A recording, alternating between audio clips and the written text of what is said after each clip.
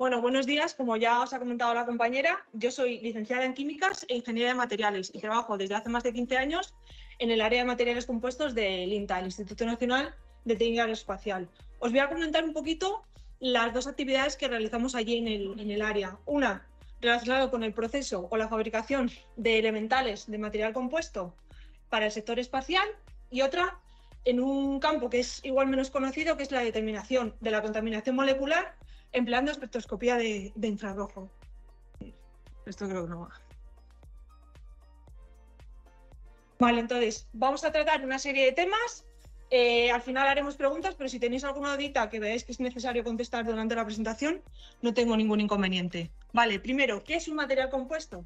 Pues un material compuesto es aquel material que está formado por dos o más materiales que tiene propiedades físicas o químicas superiores a los componentes por separado. En este caso contaremos con un refuerzo que suele ser una fase discontinua y que le da rigidez o las propiedades mecánicas al elemento, y en el sector espacial vamos a encontrar estos tres tipos de refuerzos: fibras de carbono, fibras de vidrio y fibras de aramida principalmente. ¿Cuáles son las ventajas o por qué se utilizan estos tres materiales?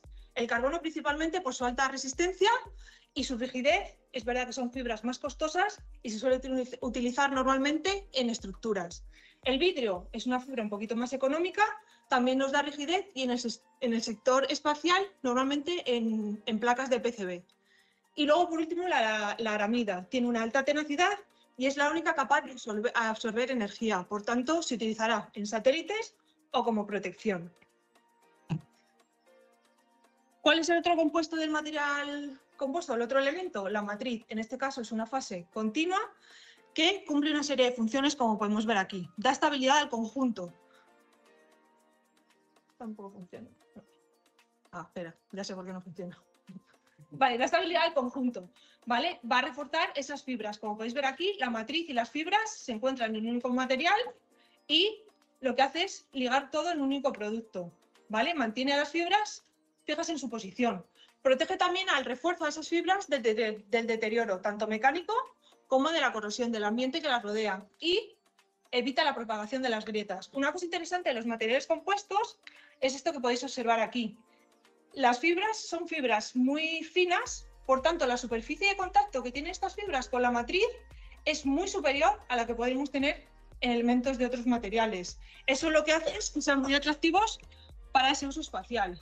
Dentro de esas funciones que tiene que cumplir la matriz, ¿qué tenemos que asegurarnos? Que haya una buena cohesión, una buena adherencia entre el refuerzo y esa matriz. Y los mejores resultados, como pongo aquí, se consigue con resinas poliméricas y fibras que sean finas, largas y continuas. Dentro de esas matrices con las que nosotros trabajamos en el área de materiales compuestos, o las que vais a ver a lo mejor si estudiáis un poquito de bibliografía, tenemos estas dos tipos. ¿Cuál es la principal diferencia? Cómo se transforman. Esa transformación en un caso es química y en otro es física. Uno requiere una serie de rotura de enlaces a nivel de la macromolécula orgánica y otra simplemente en un proceso de fusión. Pasa de un estado sólido al líquido y vuelve a solidificar. En estos dos tipos tenemos varias familias de resinas. Si veis algún ejemplo, algún caso, vais a ver estos nombres en información que podáis ver en elementos espaciales. Y luego, otras cosas a tener en cuenta cuando nosotros seleccionamos una matriz para uso especial son estos factores: la densidad. Las matrices y los refuerzos tienen una densidad muy bajita. Ahora vamos a ver cuál es el atractivo de utilizar materiales compuestos frente a materiales metálicos. Después, la importancia de estas tres temperaturas, que parece que es lo mismo, pero no. Tenemos una primera temperatura de transición vítrea, donde el elemento pasa de un estado sólido a un estado gomoso, donde ya se pierde esa estabilidad.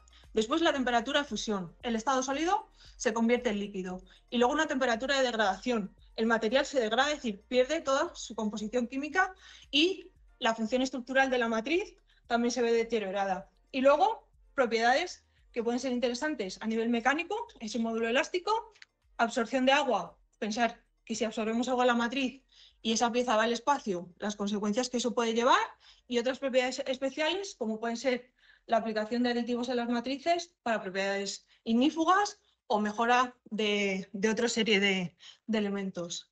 Vale, como vemos aquí, como me escucháis, yo creo que sin micrófono. Vale, lo principal de los materiales compuestos. ¿Por qué utilizamos materiales compuestos en vez de elementos metálicos? Si veis en la tablita, lo primero, la ligereza.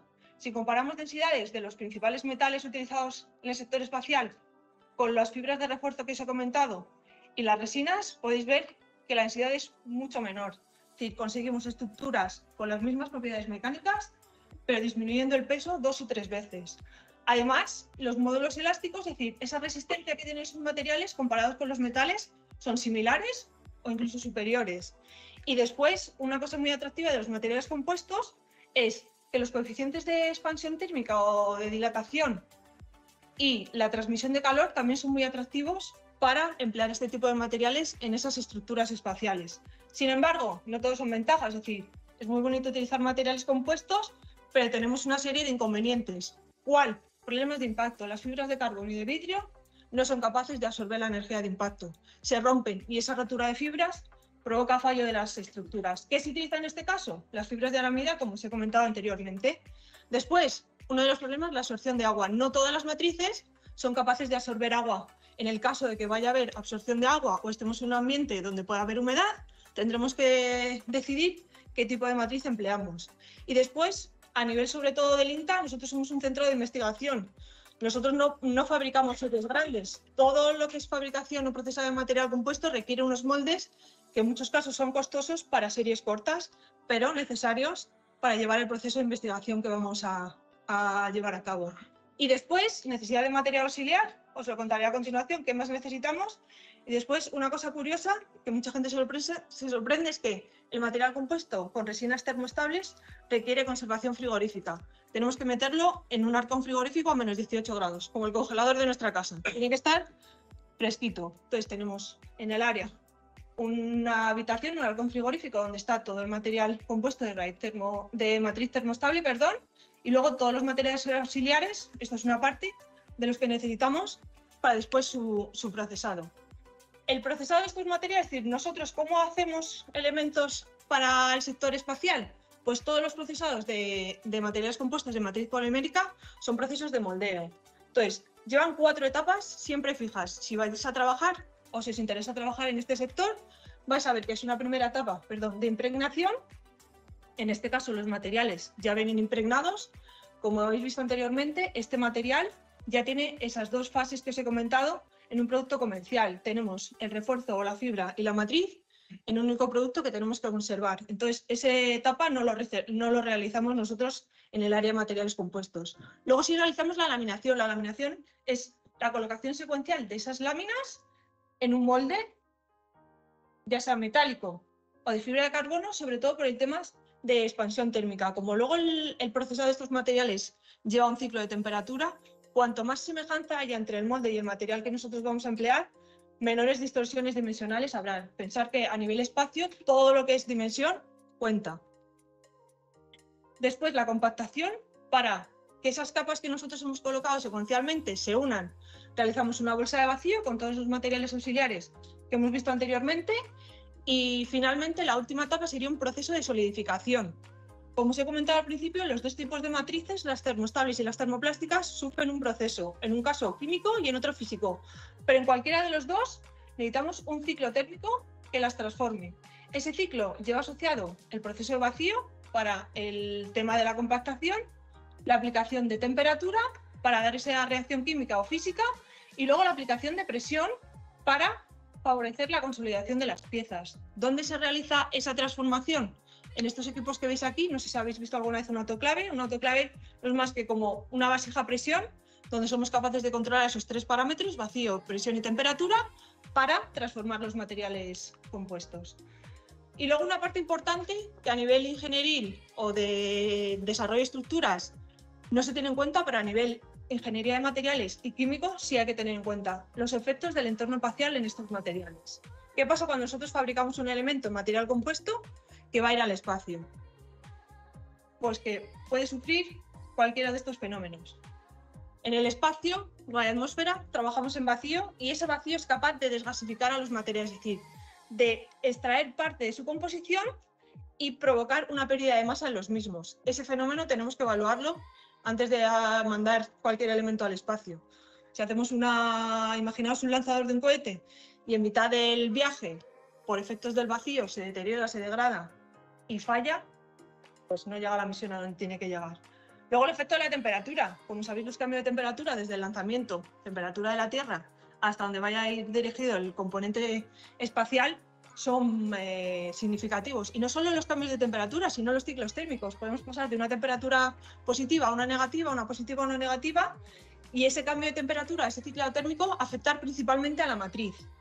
Las radiaciones ultravioletas, dependiendo cuál va a ser la misión que cumpla ese elemento espacial, pues no tenemos solo radiación ultravioleta, sino otro tipo de radiación que puede provocar, como os digo, sobre todo deterioros en la matriz. Otro de los factores, sobre todo para bajas órbitas terrestres, es el oxígeno atómico. Esto ya es más a nivel químico. La ingeniería y la química, aunque no os lo hayan dicho, no lo veáis, van unidas siempre. Es decir, cuando nosotros fabricamos hay una transformación química, cuando nosotros lanzamos el combustible tiene una transformación química, entonces la parte química es muy importante. El oxígeno atómico, aunque no lo vemos importante, también degrada la matriz. ¿Qué pasa? Que solo pasa cuando esas misiones están en bajas órbitas terrestres alrededor de unos 200 o 700 kilómetros desde la superficie de la Tierra. Y luego algo que estamos ya cansados de escuchar, que como mandamos muchas cosas al espacio, pues lo que generamos, muchísima basura espacial, ¿vale? Entonces, cuando vamos a mandar una nueva misión, cuando se va a poner algo en órbita, tenemos que tener en cuenta que aparte de los micrometeoritos sobre los que no podemos actuar, este factor sí, porque además el basura espacial, que muchas veces se conoce dónde está, entonces sí podemos hacer una estimación de la órbita o del lanzamiento de nuestras misiones. Esta primera parte sería toda la parte de ingeniería. Es decir, nosotros en el área de materiales compuestos somos capaces de fabricar elementos que vayan a espacio, llevando a cabo todos los pasos que os he comentado, principalmente con matrices termoestables de tipo epoxi y con fibras de carbono, vidrio y aramida. ¿Qué pasa cuando ya tenemos el elemento y lo vamos a lanzar? Una cosa importante de la que no se habla mucho es de la contaminación molecular en este tipo de emisiones. ¿Por qué es importante la determinación de la contaminación molecular? Desde el inicio de la carrera espacial, estamos hablando de finales de los años 50, la comunidad científica se planteó, vale, vamos a mandar misiones fuera de la Tierra, tanto al espacio como a otros planetas. ¿Qué pasa si contaminamos? ¿Qué pasa si se produce una contaminación interplanetaria? Pues necesitamos crear sistemas para valorar, cuantificar y corregir si se produce esa contaminación. La principal contaminación que nos pregunta, que preocupa a la comunidad científica es esta, la contaminación directa. La contaminación desde la Tierra a otros sistemas. Si nosotros llevamos contaminación desde la Tierra, imaginaos un rover en Marte, y tomamos medidas allí, pueden pasar dos cosas, que obtengamos falsos positivos, que creamos que algo es de origen marciano cuando lo hemos llevado desde la Tierra, o al contrario, que llevar algo desde la Tierra provoque falsos positivos, falsos negativos, que no seamos capaces de identificar una especie marciana. Hay muchos elementos a nivel laboratorio para eliminar esa posible contaminación. Como dependerá un poco del elemento que queremos tratar, lo que se lleva es un control de la contaminación molecular. ¿Cómo lo hacemos? Pues la manera más fácil es emplear lo que llamamos testigos de contaminación molecular a través de una técnica que es la espectroscopía de infrarrojo. ¿En qué consiste la espectroscopía de infrarrojo? No sé si alguien tiene algunas nociones básicas de química, pero os lo cuento brevemente. La luz de infrarrojo, la espectroscopía de infrarrojo, se basa en el hecho de que todas las moléculas son capaces de absorber esa energía y provocar vibraciones en las mismas. ¿Esas vibraciones qué hacen a nivel composición química o molecular? Mover los enlaces en cualquiera de estas 6 formas que veis aquí, ¿vale? Esos enlaces se pueden estirar de manera simétrica o antisimétrica, o se pueden producir cualquiera de estas flexiones. ¿Por qué es interesante? Porque según la muestra que tengamos, una vez que irradiamos esa energía de infrarrojo a través de una fuente, llega a la muestra, esta muestra, dependiendo de su composición química, es capaz de absorber cierta energía y lo que no absorbe lo transmite. Y el detector del equipo de infrarrojo nos proporciona una imagen, un espectro que nos da información inequívoca de la molécula que tenemos en la muestra. Estos espectros son como huellas digitales moleculares. Cada muestra, cada composición química tiene su propio espectro. Entonces, si yo tengo un espectro de este tipo, sé que la muestra tiene esta composición química. Otro espectro tendrá una composición química diferente. ¿Cómo determinamos o cómo evaluamos nosotros en el INTA esa contaminación molecular? Una de las normas que utilizan, la norma que se utiliza es una norma de la ESA, que nos dice que los 4 principales grupos contaminantes o que les perjudican más a nivel espacial serían estos 4. La presencia de hidrocarburos, la presencia de ésteres, siliconas y siliconas de cadena aromática. Como podéis observar, cada una de estas bandas aparece a un número de onda diferente, por tanto, no hay posibilidad de equívoco. ¿Qué realizamos nosotros en el INTA o qué se realiza a nivel espacial? Como podéis ver, cuando se está montando una estructura espacial, la integración de una estructura espacial, colocamos en la sala limpia testigos de contaminación, ya sean de este tipo metálicos o las propias celdas de infrarrojo, se dejan durante el montaje de la estructura o el tiempo determinado que decida la persona que va a llevar a cabo el ensayo. En el caso de los testigos, como son superficies metálicas, lo que tenemos que hacer sobre esa superficie, que es donde se deposita la contaminación, es realizar un lavado.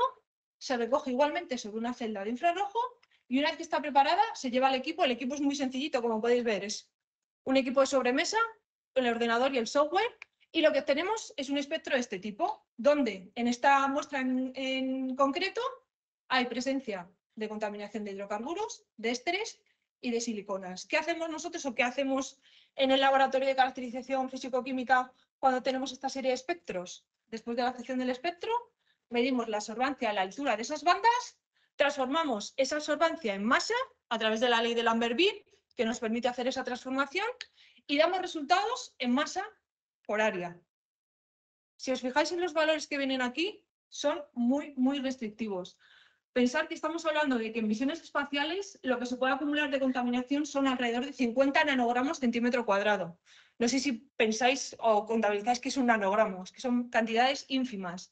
Pero cuando estamos hablando de equipos ópticos, ese número incluso se reduce muchísimo más. Estamos hablando de 10 para los 4 grupos estudiados. Es decir, no puede haber de más de 10 nanogramos por centímetro cuadrado ni de hidrocarburos, ni de ésteres, ni de cualquiera de los tipos de silicona.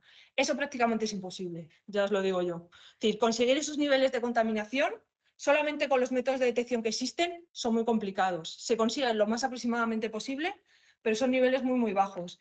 ¿50 nanogramos en una semana? Sí, pero a nivel óptico lo que lleva a cabo es lo que decía, procesos de limpieza de otro tipo. Y por último ya, brevemente, os comentaba que uno de los principales efectos del ambiente espacial sobre los materiales compuestos era la desgasificación.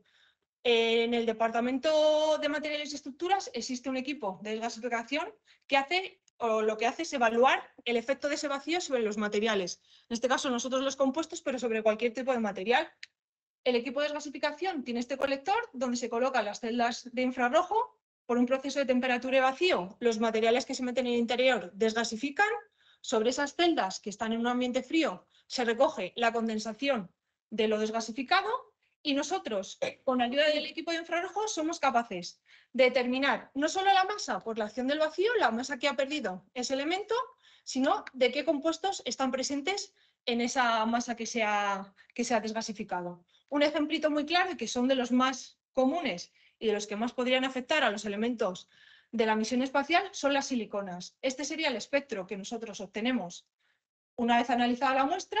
Si lo comparamos con un espectro de referencia bibliográfica, podéis observar que las bandas más particulares de la silicona aparecen. Entonces, a la persona que nos ha mandado el ensayo le decimos, tu muestra desgasifica, no solo desgasifica en una cantidad de tantos gramos, no estamos hablando de gramos, siempre estamos hablando de cantidades microgramos, nanogramos, y además no solo que desgasifica esa cantidad, sino que lo que está perdiendo tu material son siliconas. ¿Cuál es el peligro de que una misión en el espacio desgasifique y haya este contaminante? Que equipos electrónicos, equipos ópticos se deterioren y la misión no se lleve a cabo. O llegue a lo mejor la misión a Marte y las medidas que se tomen no puedan ser adecuadas.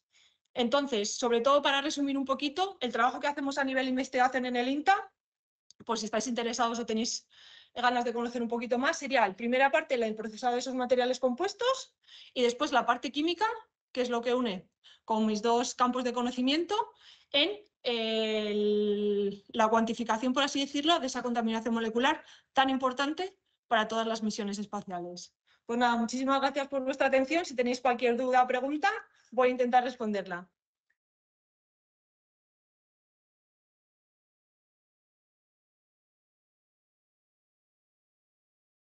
¿Alguna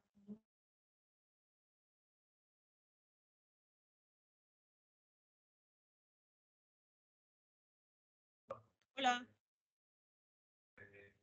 Una semana, me parece, vino una misión que dirige el asteroide Venus. Entonces quería saber qué sería más difícil de evitar que se contamine. Ese muestreo del asteroide que viene a la Tierra o en un último caso una misión a Marte que pudiese contaminar con los elementos. Cualquiera de los dos casos sería posible de contaminación. Tú piensas que hablamos de contaminación directa, pero también podemos hablar de contaminación inversa. ¿Sabes? Nosotros cuando tomamos muestras de un asteroide o de otro cuerpo celeste, no sabemos lo que nos vamos a encontrar. Es decir, allí se van tomando datos, pero hasta que no llega la misión a la Tierra no sabemos lo que nos podemos encontrar. Es verdad que pensar en contaminación inversa es más complicado porque no sabemos lo que existe allí, pero puede existir. Y luego lo que os comentaba, es decir, aunque aquí se toman protocolos de cuantificación de la contaminación molecular y todo lo que se manda fuera de la Tierra debería tener contaminación cero, la realidad es que no es así. Entonces, la posibilidad de que haya esa, por así decirlo, contaminación cruzada existe. No sé si eso responde a tu pregunta. Pero es más difícil que quieres saber las muestras de la estrella del corazón. ¿No es mucho más difícil tener una prueba fiable de ese mismo asteroide porque precisamente está en un entorno completamente contaminado de la Tierra? En vez del otro, el que, por así decirlo, nosotros llevamos la contaminación a Marte. Vale, podría ser el caso. Lo que pasa es que si ya lo tienes aquí en la Tierra, si tú ya sabes un poco los componentes que tienes aquí, una vez que muestreas, descartas. Todo eso al final son muchas pruebas químicas. Es decir, tú descartas, pero claro, descartas algo que sabes que está en la Tierra, pero no sabes si está allí. Entonces, normalmente ese tipo de análisis no se realiza sobre la superficie de esos asteroides, sino en la parte más interna donde pensamos que no ha llegado esa contaminación. ¿Alguna duda, pregunta, consulta? No tengáis miedo ni vergüenza. Pues sí, por aquí.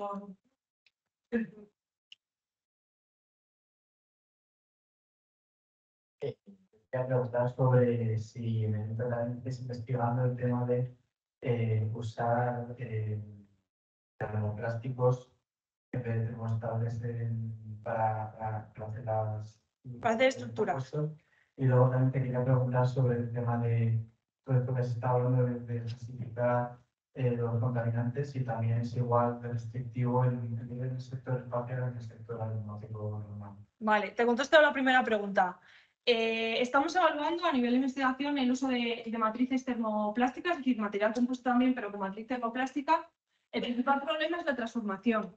Como decía, es una transformación física, es decir, el ciclo térmico que lleva la transformación de sólido a líquido y luego otra vez a sólido de una resina termoplástica, estamos hablando en torno de 300-400 grados. Pues tienes que tener un equipo, un autoclave, como en nuestro caso, que aguante esa temperatura, que sea capaz de alcanzar esa temperatura. Ese es el primer problema, el primer reto. Nosotros en este caso sí tenemos equipos que alcancen esa temperatura. Segundo, los materiales auxiliares. Cuando nosotros consolidamos una estructura de material compuesto con matriz termoplástica, los materiales auxiliares, es decir, lo que va dentro del autoclave, que forma parte de la bolsa de vacío, debe aguantar también esa temperatura. La mayoría de los materiales que utilizan para nivel o para matrices termoestables resisten 180 a 200 grados. Ya tenemos que llegar a 300 o 400, esos materiales ya no nos sirven. Tenemos que pasar a materiales de mayor prestaciones. Cuanto mayor prestación, comprenderás que más costoso. ¿Vale? Entonces, para que te hagas una idea, una bolsa de vacío de 1 metro cuadrado para una pieza termoestable puede rondar entre materiales auxiliares y ciclo curado 400-500 euros. Cuando nos vamos al material termoplástico, no solo el propio material es más costoso, sino que duplicamos o triplicamos esa cantidad. Entonces, ¿a nivel de investigación te interesa? Sí. ¿Se hace en el INTA? Hemos hecho piezas de matriz termoplástica, pero no para misiones espaciales, sino para pruebas aeronáuticas. Pero sí es algo con lo que barajamos. Además, una de las ventajas que también hace que el sector, tanto aeronáutico como espacial, vaya por el camino de las resinas termoplásticas es la posibilidad de reciclaje. Estamos hablando no solo en este sector, en todo, de la huella de carbono que dejamos. Entonces, las matrices termoestables, una vez que se transforman, no se pueden reutilizar. Se reciclan, se degradan y se hace una transformación de ellas para que contaminen lo menos posible, pero en el caso de las matrices termoplásticas sí. Si tiene una pieza que no se degrada, que se utiliza en una misión y vuelve, se podría reprocesar en otro compuesto. Entonces, de ahí que también se vea como un camino atractivo a seguir. En este momento, el uso de termoplásticos en nuestro área de materiales compuestos te estaría hablando entre un 5 o 10% de todo nuestro trabajo, pero eso es algo con lo que trabajamos. Y lo otro que me comentabas, la otra pregunta. Y el tema de la contaminación, pero en vez de en el espacio, en el sector. Vale. Tú piensas que a nivel aeronáutico los equipos que van embarcados no son tan restrictivos como a nivel espacial. Es decir, aunque contamos con equipos radares, cámaras, la contaminación en ese tipo de equipos no es tan restrictiva como en el espacio. En el espacio, además, sobre todo a nivel aeronáutico, si algo falla, si te falla un equipo, traes el avión a tierra, lo verificas, lo limpias, lo cambias y lo vuelves a mandar. En el espacio, no, si mandas una misión a Marte que tarda 2 años en llegar y se te estropea algo por el camino, no vas a hacer que vuelva. Entonces, esa es la restricción más que nada, porque las misiones espaciales son a largo plazo y no tienes posibilidad de cambiar o mejorar si detectas contaminación. Cambios en el nivel aeronáutico, normalmente no te dan tantas restricciones, de hecho no se hacen ensayos de contaminación para sistemas aeronáuticos. ¿Alguna otra pregunta, dudas, chicos, chicas? ¿No? Pues nada, muchísimas gracias. Muchísimas gracias. Y cualquier interés que tengáis en el INTA, tenemos página web. Y si no, pues Estupendo. vale, perfecto. Muchísimas gracias.